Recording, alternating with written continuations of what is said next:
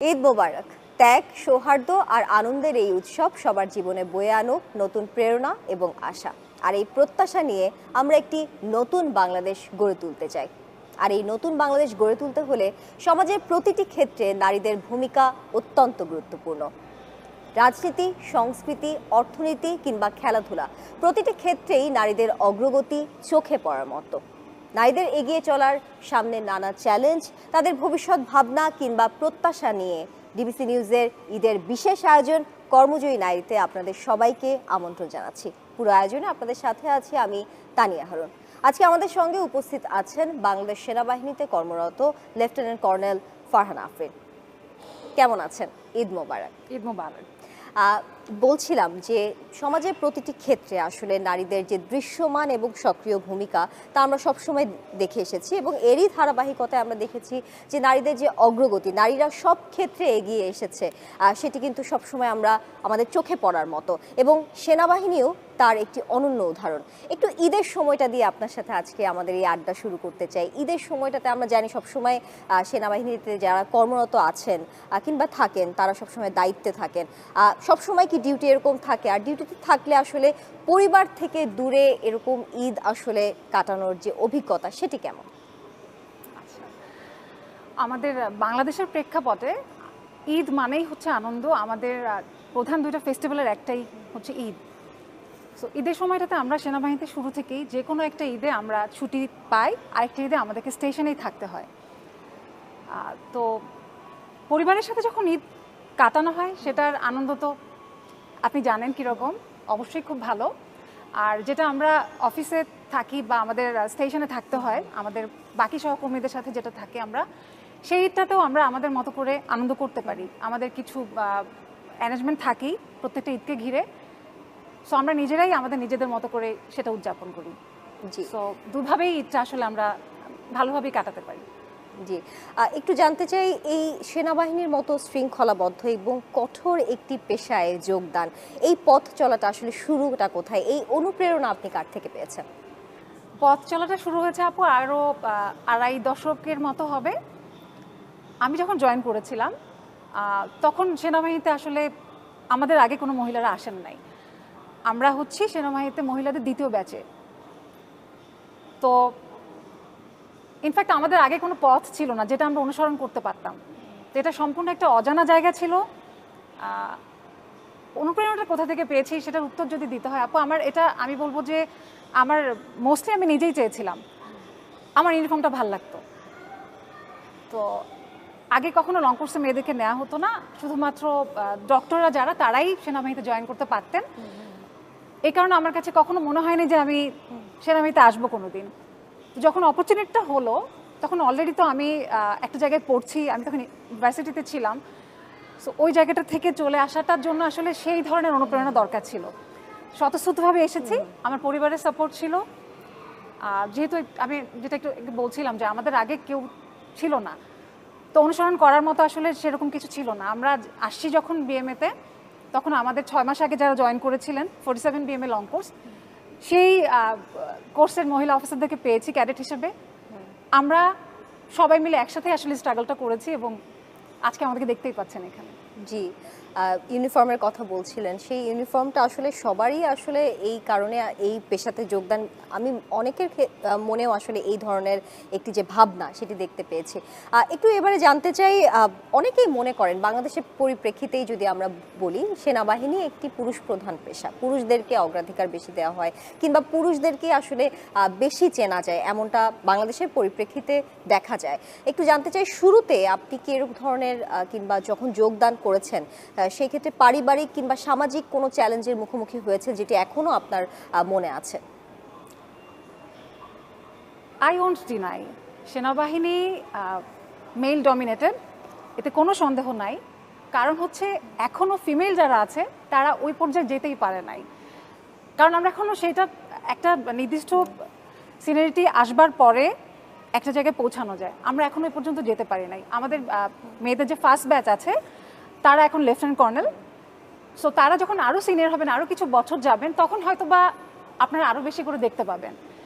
আর এটা তো one of the প্রাচীনতম পেশা সেনাবাহিনী। তো শুরু থেকেই তো মেলরাই ছিল। সো হঠাৎ করে তার মধ্যে যখন ফিমেলরা আসলো, শুরুতে অবশ্যই সংশয় ছিল, দ্বিধা ছিল, ওরা পারবে কিনা। আমাদেরও মনে হতো আমরা পারবো কিনা। আমরা তো হুট করে এসে এরকম একটা জায়গায় যেখানে আপনাকে নেতৃত্ব দিতে হবে, আপনি একটা জায়গায় যাবেন, একটা টিমকে আপনি যখন লিড করবেন, সবাই আপনার দিকে তাকিয়ে আছে, সবাই আপনার পারফরমেন্সটাকে জাজ করছে, এটা একটা বাড়তি প্রেশার তো দিতই।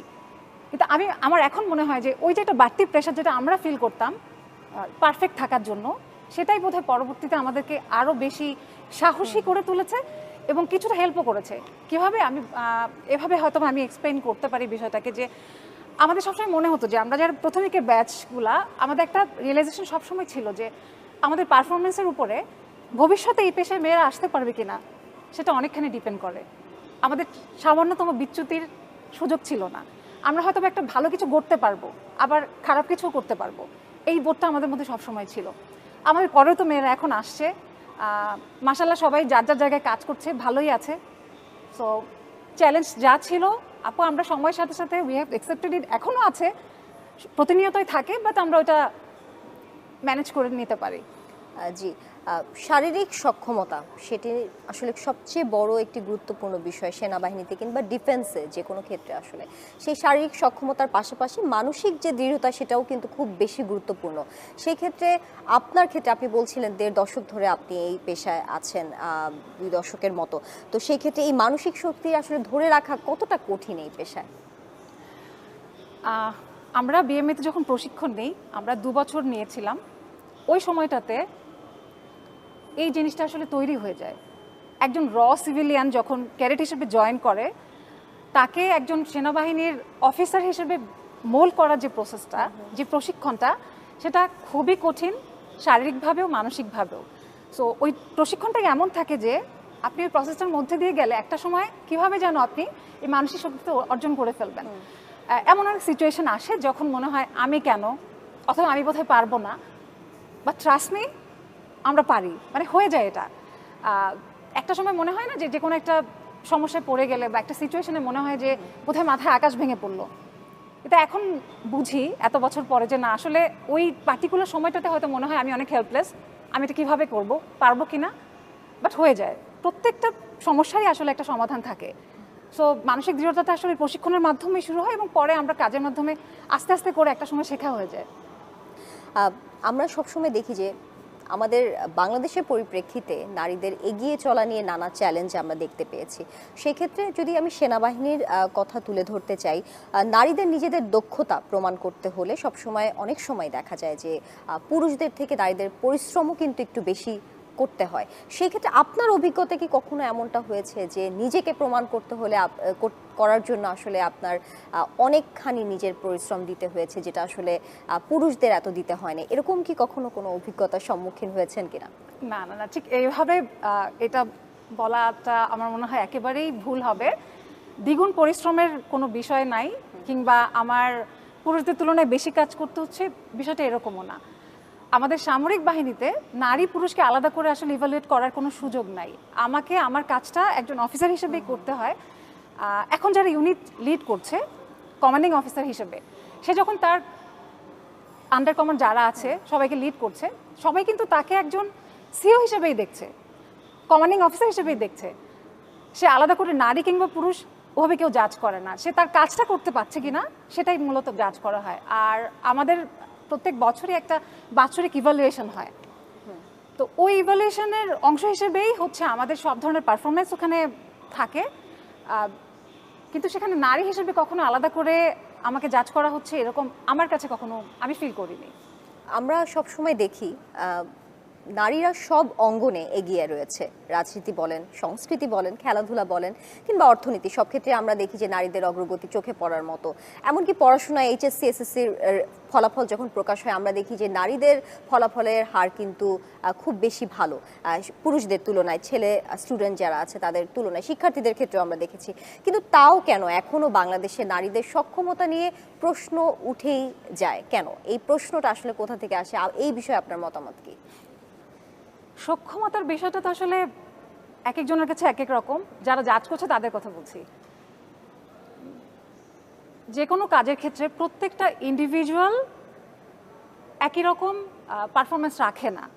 আমি যদি শুধু পুরুষদের কথাই বলি, যে কোনো একটা কাজে দুজন পুরুষ দুই রকমভাবে পারফর্ম করবে। তো নারী পুরুষের ক্ষেত্রে যখন আমরা কম্পেয়ার করতে যাই, তখনও বিষয়টা এরকমই হয়। আমি ব্যক্তিগতভাবে মনে করি মেয়েরা অনেক বেশি গুছানো, অনেক বেশি সুশৃঙ্খল, এবং তারা যখন কোনো ডিসিশন নেয় কিংবা কোনো কাজ করে, সেখানে তাদের মায়ার সাথে তাদের মেধার একটা চমৎকার সমন্বয় হয়। এটা সম্পূর্ণ আমার ব্যক্তিগত মতামত, আই কুড বি রং। সক্ষমতা নিয়ে যারা প্রশ্ন করে, আমি জানি না তারা হয়তো পুরো গল্পটা না জেনে, না বুঝে, পুরো বিষয়টা না ভেবেই হয়তো বা কথাগুলো বলে। আমি যেরকম পরিবারে বড় হয়েছি, আমার প্যারেন্টস কখনো আমি মেয়ে বলে আমাকে কোনো কিছুতে কম তৈরি করেছেন, কম এফোর্ট দিয়েছেন, আমি এরকম কিছু আমার সাথে কখনো হয়নি। ঠিক একইভাবে যখন আমার বিয়ে হয়েছে, আমি অলরেডি তখন কাজ করছিলাম, আমার পরিবার থেকে আমাকে কখনো আমার উইংস ক্লিপিং করা হয় নাই। আমি যখন যা করতে হয়েছে আমাকে, আমি সম্পূর্ণ স্বাধীনতা পেয়েছি, এবং এই বিষয়টাই আমার কাছে মনে হয় যে খুব ইম্পর্টেন্ট। অর্থাৎ পরিবারের যে একটা সাপোর্ট লাগে, ওইটা যদি থাকে, তাহলে এই সক্ষমতার এগুলো আসলে আস্তে আস্তেই বোধহয় চলে যাবে, থাকবে না, এগুলো নিয়ে কোনো ধরনের দ্বিধা বা কিছুই মনে হয় থাকবে না। এই পরিপ্রেক্ষিতেই যদি আরেকটি প্রশ্ন আপনার কাছে রাখতে চাই, যে আমরা সবসময় দেখেছি যে চারদিকের বিভিন্ন যে পরিস্থিতি তৈরি হয়, সেই পরিস্থিতিতে দেখা যায় যে নারীরা নিজেদের যোগ্যতা থাকা সত্ত্বেও তারা আত্মবিশ্বাসের অভাবে পিছিয়ে পড়ে। তাদের পরিবার থেকেই যেই সাপোর্টটা থাকে, যেটা আপনি বলছিলেন পরিবারের সাপোর্টটা অত্যন্ত জরুরি, সেটাই আসলে বলা বাহুল্য। সেই পরিবারের সাপোর্ট থাকা সত্ত্বেও দেখা যায় যে তারা চারদিকের কিছু পরিস্থিতির কারণে আত্মবিশ্বাসের অভাবে তারা পিছিয়ে পড়ছে। একটু জানতে চাই, এই আত্মবিশ্বাসটা আসলে ধরে রাখার সবচেয়ে বড় উপায় কি? আপনি যেহেতু সেনা বাহিনীতে আছেন, একজন নারী নারী নারী হিসেবে আপনার সবচেয়ে বড় সাজেশন কি থাকবে? অর্থাৎ একজন নারীকে সত্যিকারের কর্মজয়ী হয়ে উঠতে কোন তিনটি গুণ সবচেয়ে বেশি জরুরি এই আত্মবিশ্বাস গড়ে তোলার জন্য? আত্মবিশ্বাসটা তো আসলে একদিনে হবে না। সেটা একটা মেয়ে যখন ছোটবেলায় তার বাবা মা তাকে যখন বড় করছে, ওই আপব্রিঙ্গিং এর সময়টাই আসলে আত্মবিশ্বাসটা মেয়েদের মধ্যে দিয়ে দিতে হয়। হ্যাঁ, কিন্তু অনেক আত্মবিশ্বাসী মেয়েকেও আমি দেখেছি যে অনেক সময় একটা সময় তারা সেটা হারিয়ে ফেলে, পরিস্থিতির চাপে, পরিবারের সাপোর্টের অভাবে। আর কর্মক্ষেত্রেরও এখানে একটা বড় ভূমিকা আছে। আরেকটা ফ্যাক্টর যেটা খুব বেশি মেয়েদের কর্মজীবনে ইম্প্যাক্ট ফেলে, সেটা হচ্ছে তাদের যখন তার ফ্যামিলি স্টার্ট করতে যায়। আমাদের যেটা হয় যে আমাদের সমাজে আমরা আশেপাশে যেটা দেখি, যে আমাদের বায়োলজিক্যাল ক্লক আর আমাদের যে ক্যারিয়ার গ্রোথ, এই দুইটা আসলে খুব কম সময়ই একে অন্যকে কমপ্লিমেন্ট করে। মোস্ট অফ দ্য টাইমস এটা কন্ট্রাডিক্টরি। সো এই দুইটার যদি কেউ সমন্বয় ঘটাতে না পারে, তখনই আসলে সমস্যাটা হয়। আত্মবিশ্বাসটা কমে যায় কখন? মোস্ট অফ দ্য টাইমস দেখা যায় যে আমরা মেয়েরা যখন একটা ভুল করি, তখন ওটার সব মেয়েরাই এই ভুলটা করে, বা একটা জেনারেলাইজ করে ফেলা হয় যে মেয়েরা এরকমই, মেয়েরা পারে না, এরকম একটা জেনারেলাইজ করে ফেলা একটা প্রবণতা থাকে। তো এটা শুনতে শুনতেই হয়তো বা একসময় আত্মবিশ্বাসটা চলে যায়। আর আরেকটা বিষয় যেটা কথা, কর্মক্ষেত্রে যে কোনো নারী হয়তো তার বাসায় কোনো একটা সমস্যা হচ্ছে, হয়তো তার একটা ছোটো বাচ্চা আছে যে অসুস্থ, হয়তো সে তার কাজে অন্যান্য সময়ের মতো মনোযোগ দিতে পারছে না, বাট হয়তো তাকে একটু বেশি ছুটি নিতে হচ্ছে, অফিস থেকে অফ থাকতে হচ্ছে। ওই সময়টাতে হয় কি যে তুমি পারবে না, তোমার বাসার প্রেশার এত বেশি, আমার মনে হয় তুমি একটু ছুটিতে থাকো বা একটু কি ব্রেক নিয়ে দেখবা। এই যে কর্মক্ষেত্রে যখন আমাদের কলিগসরা এরকম করে বলেন, আমি আমার সামরিক বাহিনীর কথা বলছি না, আমাদের এরকম কোনো সুযোগ নাই, কিন্তু এভাবে করে যখন বলে, আমার ধারণা তখন মেয়েদের মধ্যে আত্মবিশ্বাসের অভাব কিছুটা দেখা দেয়, যে আমি হয়তো আমার কাজের জায়গাটাও ঠিক মতো কাজ করতে পারছি না, আমার বাসায়ও হয়তো বা আমি ঠিক মতো সবার টেক কেয়ার করতে পারছি না। তো এই দুইটার সংমিশ্রণে যখন তাকে একটা পারফরমেন্স দিতে হয়, সেই জায়গাটাতে সে তখন পারে না। তো আপনি যেটা বললেন যে কোন তিনটা গুণ মেয়েদেরকে আসলে এই আত্মবিশ্বাসটা ধরে রাখতে হেল্প করতে পারে, আমার কাছে মনে হয় আত্মবিশ্বাস ইটসেলফ, আর হচ্ছে হার্ডওয়ার্কিং হতে হবে, কঠোর পরিশ্রম করতে হবে, লেগে থাকতে হবে। মানুষ কি বললো, লোকে কথা বলবেই, সমালোচনা করবেই, নিজের কাজটা ঠিক মতো করে যেতে হবে, অধ্যবসায় থাকতে হবে, ছেড়ে দেওয়া যাবে না। এই কাজগুলো যদি ঠিক মতো করা হয়, আর বাকি সব কিছু একটা সময় ঠিক হয়েই যায়। অর্থাৎ কাজের প্রতি যে ভালোবাসাটা, সেটি দৃঢ় থাকতে হবে, এবং তারই মাধ্যমে আসলে আত্মবিশ্বাসটা গড়ে তোলা আসলে সবচেয়ে সহজ উপায় আমার কাছে মনে হয়। আপনারও তাই মনে হয়? চমৎকার। একটু জানতে চাই এবারে আপনাদের কর্মক্ষেত্র, আপনি একজন নারী হিসেবে সেনাবাহিনীতে যে আপনাদের কর্মঘণ্টা কিংবা এই যে দৈনন্দিন দায়িত্ব সেটি আসলে কতটা কঠিন? সাধারণ মানুষ আসলে পুরোটা জানে না, আমি এই পুরো বিষয়টা একটু জানতে চাই। ওই যে বলেছিলাম 2.5 দশকের মতো হয়ে গেল, অভ্যস্ত হয়ে গেছি। একটু তো কঠিনই, ডিসিপ্লিন মেনে চলতে হয়, সময় ধরে কাজগুলো করতে হয়।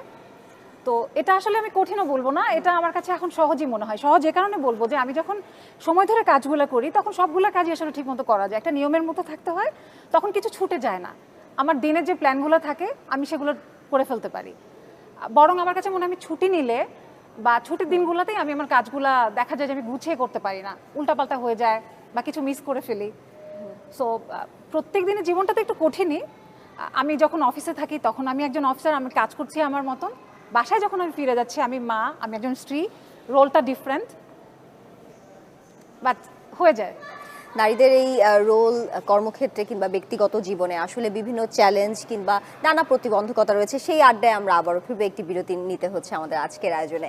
ডিবিসি নিউজের ঈদের বিশেষ আয়োজন কর্মজীবী নারীর এই পর্যায়ে একটি বিরতি নিচ্ছি, ডিবিসির সঙ্গে থাকুন। ডিবিসি নিউজের ঈদের বিশেষ আয়োজন কর্মজীবী নারীতে আপনাদের সবাইকে আবারও আমন্ত্রণ জানাচ্ছি। আমাদের সঙ্গে উপস্থিত আছেন বাংলাদেশ সেনাবাহিনীতে কর্মরত লেফটেন্যান্ট কর্নেল ফারহানা আফরিন।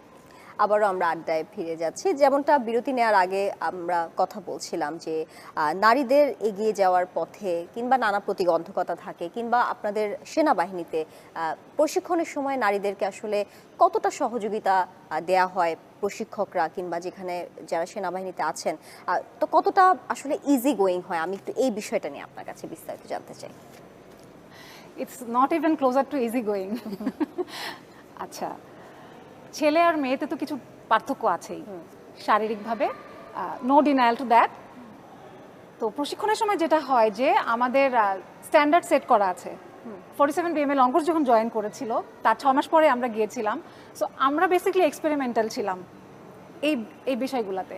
যে কোনো একটা ইভেন্ট আসতো, আমরা সেটাতে অংশগ্রহণ করতাম, তার উপরে নির্ভর করে আমাদের স্ট্যান্ডার্ড সেট করা হতো যে হয়তো বা এতদিন পর্যন্ত সবাই 11 ফিট একটা জায়গা থেকে হাইট থেকে জাম্প করছে। সো আমরা যখন ওই জায়গাটাতে গেলাম আমাদেরকে তখন নিয়ে যাওয়া হলো যে আমরা 11 ফিট ওপর থেকে জাম্প করতে পারি কিনা। তো যদি পারি ওটা আমাদের জন্য স্ট্যান্ডার্ড সেট হয়ে গেল, যদি আমরা না পারি কয়েকজনকে দিয়ে ট্রাই করানো হয়, না হয় তাহলে হচ্ছে যে একটুখানি কমিয়ে দিয়ে হয়তো ওটা 9 ফিট করে তখন আমাদের জন্য তো স্ট্যান্ডার্ড করে ফেলা হলো। এরকম কিছু কিছু জায়গায় স্পেসিফিক্যালি চেঞ্জ করা হয়েছিল। আর কিছু টাইমিং থাকে, যেমন 1 মাইল দৌড়ে আসার একটা সময় নির্ধারণ করা থাকে, 2 মাইল দৌড়ে আসার একটা সময় নির্ধারণ করা থাকে, সেরকম 16 কিলোমিটারের জন্য একটা সময় নির্ধারণ করা আছে। তো ওটা একটা অনেকগুলো রিসার্চের মাধ্যমে আসলে ওই সময়টা নির্ধারণ করা হয়েছিল, এবং সেখানে হচ্ছে ছেলে আর মেয়েদের টাইমিংয়ে কিছুটা পার্থক্য আছে। এছাড়া কন্ডাক্ট বলি কিংবা কিভাবে আমাদেরকে প্রশিক্ষণ দেওয়া হবে, কোথায় কি করা হবে, এগুলো সব একেবারেই একই রকম ছিল। এবং আমি তো বলবো টু সাম এক্সটেন্ট আমার কাছে মনে হয় আমাদের মানসিক বিষয়টাকে আরও কঠিন করবার জন্য, আমরা যাতে এই জিনিসগুলোকে অ্যাকসেপ্ট করতে পারি, কিছু কিছু জায়গায় আমার কাছে মনে হয় আমার ছেলে কলিগ যারা ছিল, আমার কোর্সমেট যারা ছিল, তাদের চাইতে কিছু জায়গায় আমার কাছে মনে হয়েছে যে আমাদেরকে একটু বেশিই বোধহয় কঠিন সময় পার করতে হয়েছে। But those all where necessary, এবং ওই সময়গুলো ওরকম ছিল বলে আমার কাছে মনে হয় যে আমরা আমাদের আজকের জায়গাটাতে অনেক ইজিলি কাজ করতে পারছি।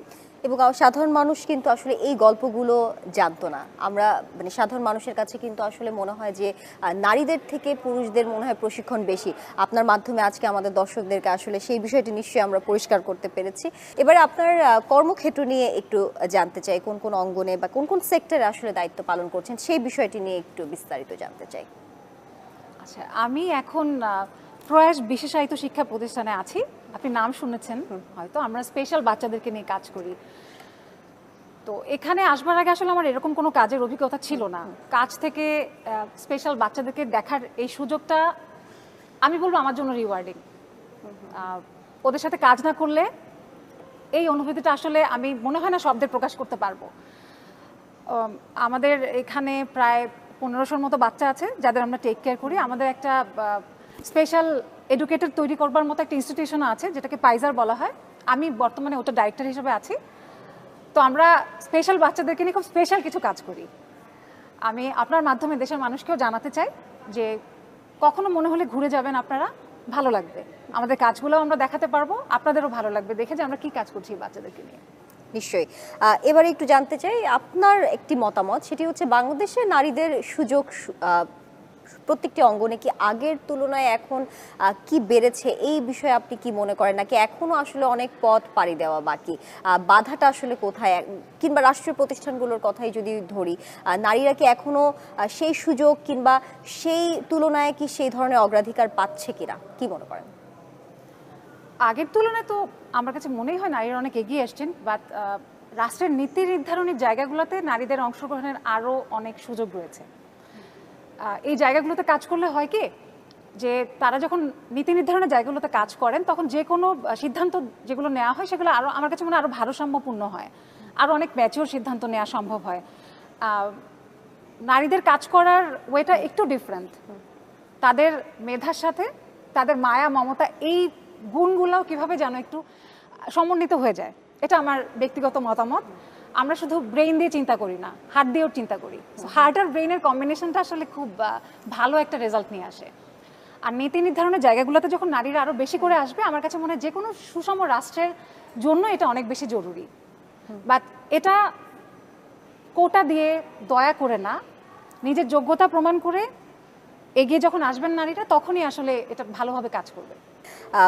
কর্মজীবন এবং ব্যক্তিগত জীবন, এই দুটি বিষয় নিয়ে এবার একটু কথা বলতে চাই। কর্মজীবন এবং ব্যক্তিগত জীবনে ভারসাম্য ধরে রাখা আসলে সবচেয়ে বড় চ্যালেঞ্জ নারীদের ক্ষেত্রে। সেই চ্যালেঞ্জটা আসলে কিভাবে, এই ব্যালেন্সটা কিভাবে করেন, কিভাবে মেনটেন করেন? আর একটু জানতে চাই, ব্যক্তিগত জীবনে এমন কি কোনো ত্যাগ কখনো স্বীকার করতে হয়েছে এই কর্মজীবনের কারণে? অর্থাৎ আমি জানতে চাচ্ছি যে বিভিন্ন সময় আমরা দেখেছি মিশনে যেতে হয় নারীদেরকে, পুরুষদেরকেও যেতে হয়, কিন্তু নারীদের ব্যক্তিগত জীবনে অনেক সময় দেখা যায় পরিবারের বিভিন্ন ত্যাগ স্বীকার করতে হয়। সেই ক্ষেত্রে আপনার অভিজ্ঞতাটা কেমন?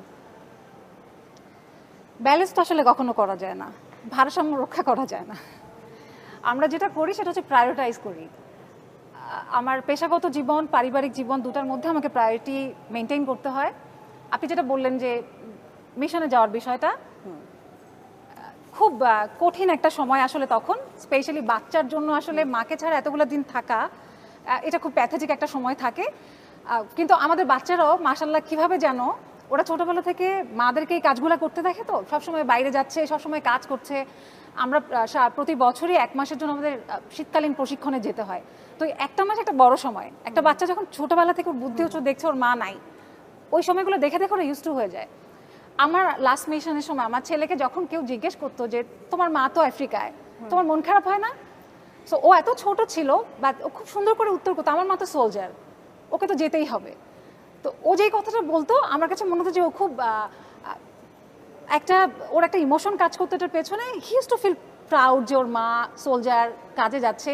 তো এটা যে সচেতনভাবে ওকে আমরা এভাবে করে শিখেছি তা না, প্রসেসের মধ্যে থেকেই ও এটা বুঝে গেছে। তো ঠিক একইভাবে আপু আমার মনে হয় যে আমাদের স্যাক্রিফাইসের জায়গাগুলো তো আছেই, কিন্তু এগুলোকে এখন আর স্যাক্রিফাইস বলে মনে হয় না। আমাদের খুব বদলির চাকরি, আজকে এখানে আছি তো কালকে আরেক জায়গায়। সো সব স্টেশনে আসলে পরিবারকে সাথে নিয়ে থাকা সম্ভব হয় না, যদিও অথরিটি চেষ্টা করেন আমাদের কাপল অ্যাডজাস্টমেন্ট করে একই জায়গায় রাখবার জন্য, বাট সবসময় সেটা পারা যায় না আসলে। তো ওই সময়গুলো একটু কঠিন যায়।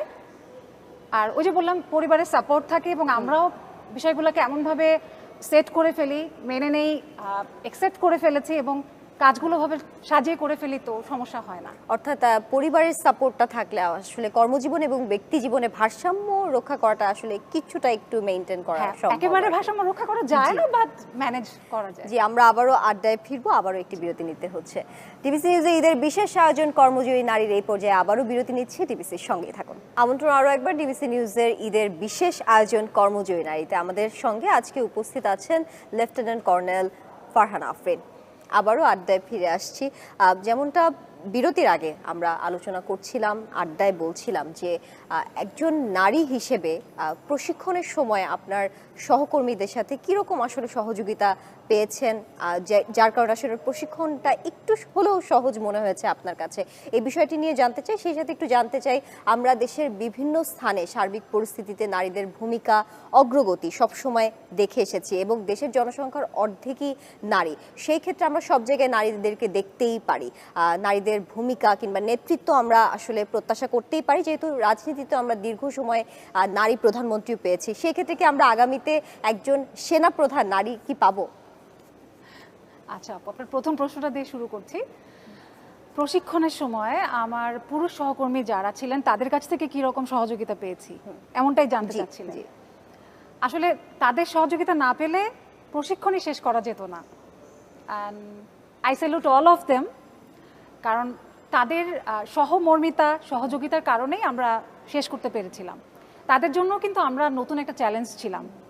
তারাও আমাদের আগে কখনো মেয়েদের সাথে ট্রেনিং করেন নাই, ট্রেনিং করান নাই। তো তাদের জন্য এটা একটা নতুন বিষয় ছিল, চ্যালেঞ্জিং ছিল, তেমনি আমাদের জন্য। সো তারা সাহায্য না করলে আসলে পথটা অনেক কঠিন হতো। প্রশিক্ষণ তো গেল, আমরা এত বছর যারা কাজ করছি প্রতিনিয়ত আমাদের সহকর্মীরা, আমি মেইলদের কথা বলছি, তারা আমাদের সাথে আসলে যদি সহযোগিতাপূর্ণ আচরণ না করতেন, অ্যাকোমোডেটিভ না হতেন, আমরা আসলে এতদিন থাকতেই পারতাম না। এটা এমপ্যাথেটিক অবশ্যই তাদেরকে বলবো, অ্যাট দ্য সেম টাইম তারা খুবই কনসিডারেট। যে আমাদের যে কোনো সমস্যায় প্রত্যেকটা মানুষের তো আসলে এক একটা ফেজ যায়। আমি যখন জুনিয়র অবস্থায় ছিলাম, যখন আমি আনম্যারিড ছিলাম, আমার লাইফটা একরকম ছিল। আমি যখন ম্যারিড হলাম, আমার যখন বেবি হলো, তখন লাইফটা আরেক রকম। এখন আমার বাচ্চাটা একটু বড় হয়ে গেছে, এখন আমার লাইফটা আরেকটু সেটেলড। তো প্রত্যেকটা পর্যায়ে আসলে এক এক রকম সাপোর্টের দরকার হয়েছে, এক এক রকম সহযোগিতার দরকার হয়েছে। সবগুলো ক্ষেত্রে আমরা পেয়েছি। এবং আমি আরেকটা কথা খুব কৃতজ্ঞতার সাথে বলতে চাই যে আমাদের সেনাবাহিনীতে আমরা তো সবসময় দেখা যায় যে যখন কম্পেয়ার করি আমাদের আশেপাশের অন্যান্য সাবকন্টিনেন্টাল দেশগুলোর সাথে আমরা কম্পেয়ার করি, আমাদের জায়গায় আমাদেরকে কখনো কোনো বাদ দেওয়া হয় নাই যে তুমি এটা করতে পারবে না। বা আমি যদি এভাবে বলতে চাই যে ছেলে মেয়ের পার্থক্যটা এখানে কখনো করা হয় না। আমার কখনো আমার কলিগ যখন আমাকে, আমার সুপিরিয়র অফিসার যখন আমাকে কোনো কিছুর জন্য কোনো একটা কাজের দায়িত্ব দেন, উনি কখনো এটা মাথায় রেখে দেন না যে আমি যাকে দিচ্ছি সে একজন নারী। এটা তার মাথায় থাকে না। তিনি তার আন্ডার কমান্ড অফিসারকে একটা দায়িত্ব দেন এবং আমি তার আন্ডার কমান্ড অফিসার হিসেবে ওই দায়িত্বটা নেই এবং ওভাবেই কাজ করার চেষ্টা করি। তো এইটা আসলে বোথ ওয়েতে কাজ করে। আমরাও যেমন তাদেরকে রিমাইন্ড করাই না আমার জেন্ডার সম্পর্কে, তারাও আমাদেরকে কখনো বুঝতে দেন না যে আমি আসলে কি, আমাকে কলিগ হিসেবেই ট্রিট করেন। নারী সেনাপ্রধানের কথা যেটা বললেন, অবশ্যই সময় সেটা বলে দেবে। প্রতিটা জিনিসেরই তো একটা শুরু থাকে এবং একটা পর্যায় পর্যন্ত যেতে সময় লাগে। ওই সিঁড়িগুলো আসলে আমাদেরকে বেয়ে উঠতে হবে, শেষ করতে হবে, ওই পথে শেষে যেতে হবে, তারপর একসময় ইনশাল্লাহ পারা যাবে। বাট যেই হোক সেনাপ্রধান, তাকে হচ্ছে she or he has to prove his worth, ওইটাই একমাত্র কনসিডারেশন। এখানে সব কিছু আসলে এত ক্রিস্টাল ক্লিয়ার, সব কিছু এত সেট, ওই প্রসিডিউরগুলো মেনেই সব কিছু করা হয়। তো এখানে জেন্ডার আসলে কখনোই কোনো বাধা হয়ে থাকবে বলে আমি বিশ্বাস করি না। এবারে একটু শৈশবে ফিরে যেতে চাই। আপনার শৈশবে ঈদের যে স্মৃতি রয়েছে সেই ক্ষেত্রে যদি একটু বলি যে আমরা যেমন শৈশবে করতাম ছোটবেলায়, যে ঈদের নতুন জামা কখনো কাউকে দেখতে দিতাম না, ঈদের দিনই আমরা আমাদের জামাটা দেখাতাম। সেই শৈশবের ঈদ আর এখনকার ঈদের পার্থক্যটা কীরকম, কিংবা এমন একটি অভিজ্ঞতার কথা জানতে চাই যেটা আসলে সেনা জীবনের কারণে অন্যরকম হয়ে উঠেছিল, ঈদের কোনো একটি অভিজ্ঞতা। আচ্ছা, শৈশবের ঈদ আমাদের অলমোস্ট সেমই ছিল। ওই সময়টা আসলে নতুন জামা লুকিয়ে রাখার এই প্র্যাকটিসটা বোধহয় আমাদের সবারই ছিল। কিংবা সবাই মিলে দাদা বাড়ি চলে যেতাম একটা ঈদে, আরেকটা ঈদে আমরা যেখানে থাকতাম আমাদের বাসাতেই থাকতাম। এই জিনিসগুলোতে খুব মিস করি এখন আর ওভাবে করা হয় না। আমি বলছিলাম যে আমাদের একটা ঈদে আমরা আমাদের পরিবারের সাথে করতে পারি, আরেকটা ঈদে আমাদেরকে স্টেশনে থাকতে হয়। সো আমাদের চাকুরির কারণে অনেক সময় দেখা যায় যে পরিবার আমাদের সাথে স্টেশনে থাকে না, সেই ঈদগুলোতে আমরা একাই থাকি আমাদের বাকি সহকর্মীদের সাথে। আর আপনি যেটা বলছিলেন চাকরি জীবনে এমন কোনো ঈদের অভিজ্ঞতা আছে কি না, একটু এক্সেপশনাল, এরকম অনেকগুলো ঈদই এরকম এক্সেপশনাল। আমার দুইবার আমি দেশের বাইরে মিশনে ছিলাম, সেই ঈদগুলোতে 4টা ঈদ হবে। এক হচ্ছে যে আপনি দেশেই আছেন, দূরে আছেন, চাইলেই যেতে পারবেন, আর আপনি দেশেই নাই, 1000 মাইল দূরে, চাইলেও যাওয়া যাচ্ছে না, অনেক সময় নেটওয়ার্কও কাজ করে না, কলও দেওয়া যায় না, এমন সময়ও ছিল। সো ওই সময়গুলো আসলে একটু বেশিই মন খারাপ হয় আমার কাছে মনে হয়, দূরত্বের কারণে একটু মন খারাপ থাকেই। আর এই বিশেষ দিনগুলোতে দেখা যায় যে আমাদের পরিবারের সবাই একসাথে থাকে, কিছু মেমোরিজ তৈরি হয়, কিছু মেমোরিজ মনে চলে আসে। তো তখন আসলে একটু বাড়তি মন খারাপ হয়ই, কিন্তু ঠিক হয়ে যায় আবার পরক্ষণেই। তো আমাকে এখন স্পেসিফিক্যালি যে জিজ্ঞেস করেন যে কোনো একটা ঈদে আমার খুব মন খারাপ হয়েছিল কিনা বা ওরকম করে মনে পড়ে কিনা, আসলে এরকম অসংখ্য। আমি স্পেসিফিকলি কোনটার কথা বলতে পারবো না। আপু, আমাদের এখনো দেখি যে আমাদের সমাজে অনেক মেয়ে বড় ধরনের স্বপ্ন কিংবা ভবিষ্যৎ নিয়ে ভাবতে ভয় পায়। এই যে ভয়ভীতি কিংবা সংকোচের জায়গাটা আসলে কোথা থেকে আসে? আর একটু জানতে চাই, এই যে আজকের যারা তরুণী আছেন, যারা স্বপ্ন দেখে কিংবা দেশের সেবা করতে চায়, বিশেষ করে যারা সেনাবাহিনীতে যোগ দিতে চায়, তাদের উদ্দেশ্যে আপনার কি বার্তা থাকবে? যারা আমাদের দর্শক আছে, যারা দেখছে, তাদের মধ্যেও হয়তো কোনো কোনো তরুণী আপনাকে দেখে আজকে অনুপ্রেরণা পাবে, তাদের ক্ষেত্রে আপনার কোন দুটি বার্তা আপনি দিতে চান? মেয়েরা যারা স্বপ্ন দেখতে ভয় পায় বা বড় ধরনের কোনো স্বপ্ন দেখতে ভয় পায়, আমার মনে হয় এই ভয় পাওয়াটা শুরু হয় পরিবারের কাছ থেকে। ম্যাক্সিমাম পরিবারে দেখা যায় যে মেয়েদের জন্য একটা গণ্ডি তৈরি করে দেওয়া হয়, এবং ওই গণ্ডিটা না তখন আর একটু বড় হয়ে ওরা আর ভাঙতে পারে না। হয়তো বাবা, হয়তো বা ভাই, কিংবা অনেক ক্ষেত্রে মাও বলে যে কিছু ফেমিনিন জিনিস থাকে, যে কিছু ফেমিনিন বিষয় থাকে যেটা আমাদেরকে শেখানো হয়, এবং ওইটার মধ্যেই আমাদেরকে থাকতে হয়। এটা মেয়েদের জন্য না। আমরা যখন এই প্রফেশনে আসি, ইভেন আমাদেরকেও অনেক আত্মীয়স্বজন বলেছিল, আমার প্যারেন্টস ছাড়া আমার পরিবারের আর কারো আসলে ওরকম করে সহযোগিতা বা অনুপ্রেরণা আমি পাইনি। আমার বন্ধু বান্ধবরা অনেকে বলেছে যে এমন একটা জায়গায় যাচ্ছ যেখানে আগে কেউ যায় নাই, তুমি জানো না যে তোমার কি হবে, ওখানে এটা হবে সেটা হবে। এটা শুনেছি অনেক দিন। আমরা যখন কমিশনও পেয়ে গেলাম, তখন শুনতাম যে আমাদের বিয়ে হবে না। বিয়ে যখন হয়ে গেল, তখন শুনতাম যে এদের তো কখনো বাচ্চা হবে না। তো এটা ছিল, বিভিন্ন পর্যায়ে বিভিন্ন কথা ছিল, কিন্তু কোনো কিছুই আসলে গায়ে লাগানো যাবে না। লোকে কথা বলবে, সমালোচনা করবে, আত্মবিশ্বাস ভেঙে দেওয়ার চেষ্টা করবে। আত্মবিশ্বাসটা রাখতে হবে নিজেকেই। আর পরিবারের সাপোর্ট ছাড়া এটা একটা মেয়ে আসলে কখনোই পারে না। বাবা মার সাপোর্ট সবচেয়ে বেশি জরুরি, এবং হচ্ছে মেয়েকে ওই আত্মবিশ্বাসটা দেওয়া, তাকে সাহস দেওয়া যে সে পারবে। ক্লিপিং করে না দেওয়া তার উইংসগুলোকে, এটা খুব জরুরি। এটা যদি হয় আর মেয়েরা যদি নিজেদেরকে যোগ্য করে তুলতে পারে, তাহলে আমার কাছে মনে হয় যে একটা সময় আত্মবিশ্বাস, যোগ্যতা, এই দুইটাই তাকে আসলে হেল্প করবে যে কোনো জায়গায় পৌঁছানোর জন্য। আর যারা সেনাবাহিনীতে আসতে চায় তাদের উদ্দেশ্যে তো আমি আর কি বলবো, এই যে আমি সামনে বসে কথা বলছি, এর চেয়ে বড় অনুপ্রেরণা আর কি হতে পারে আমি জানি না। আমার কাছে এই ইউনিফর্মটা আমার অনেক আকাঙ্ক্ষার একটা জায়গা, আমাকে এম্পাওয়ার্ড ফিল করায়, আমাকে খুব ভালো লাগায়। আমি খুব সরাসরি দেশের মানুষের সেবা করতে পারি আমার এই ইউনিফর্মের কারণে, যেটা হয়তো অন্য প্রফেশনে থেকেও সবাই যার যার জায়গা থেকে করতে পারে, করা সম্ভব, বাট আমরা অনেক ইজিলি করতে পারি। আমরা জনগণের কাছাকাছি যেতে পারি। দেশের যে কোনো ক্রান্তির লগ্নে আপু আপনারা দেখবেন যে আমরা সেখানে আছি, যেখানেই হোক। সো এই সময়গুলোতে না আমার মনে হয় যে এই প্রফেশনটা বেছে নেওয়া, যারা আসতে চায় তাদের উদ্দেশ্যে বলছি যে বাংলাদেশের প্রেক্ষাপটে এটা আমার সম্পূর্ণ ব্যক্তিগত মতামত যে মেয়েদের জন্য সামরিক বাহিনীর চাইতে সেফার কোনো পেশা হতে পারে না। আসলেই আই ডু বিলিভ দিস। এবং এটা এমন একটা জায়গা যেখানে আসলে নিজের একটা আলাদা আইডেন্টিটি তৈরি করা যায়, মানুষের জন্য করা যায়, দেশের জন্য করা যায়। এবং সর্বোপরি আমার কাছে মনে হয় যে আমরা যখন কোনো কাজ করি, শুধু নিজের ক্যারিয়ারের জন্য সেই কাজ করি এমন না, পুরো দেশের কোটি মানুষের অনেক আশা ভরসার জায়গাটা আমাদের কাছে, অনেক এক্সপেকটেশন থাকে আমাদের কাছে, এবং এটা থাকে বলেই বোধহয় আমরা আরও সিনসিয়ারলি আমাদের কাজগুলো করি। একটা কোথায় যেন একটা জবাবদিহিতার জায়গা থাকে যে এই ইউনিফর্মটা পরে ফেললে না কিছু কাজ আমরা করতে পারি না।